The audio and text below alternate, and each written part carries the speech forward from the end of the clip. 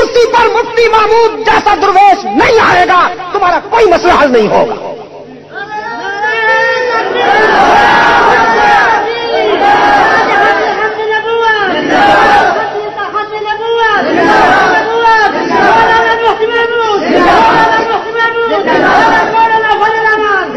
ہاں مفتی صاحب اپنی نشانی چھوڑ گئے ہیں.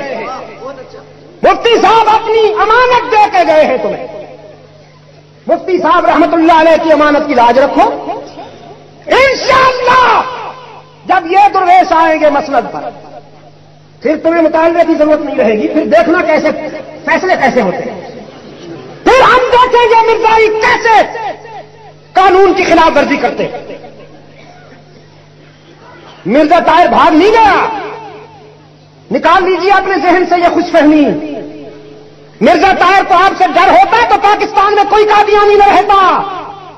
وہ اپنے گھر گیا ہے. لندن تو اس کا ماں باپ کا گھر ہے. وہ آبا و اجداد کا گھر ہے. کوئی اپنے گھر چلے جائے تو وہ بھاگ جاتا ہے. یہ مرزائی کہاں کی پیداوار ہے؟ لندن کی پیداوار ہے نا. تو کلو صحیح عرضی لاش نہیں. وہ اپنے گھر جا کے بیٹھ گیا ہے. اب میں اس کو اپنی فتح سمجھوں کہ ہم نے بھگا دیا اسے؟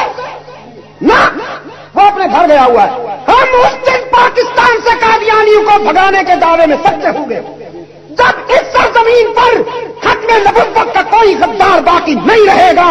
ان کے ساتھ وہی کام ہوگا جو خلافت راستہ کے پہلے تاجدار سیدنا صدیق اکبر کی قیادت میں امت نے کیا تھا کہ جہاں غدار ختم نبوت مل جائے اس کا سر اڑا دو. اور یہ اس وقت ہوگا جب قرآن و سنت کا قانون یہاں لاگو ہو.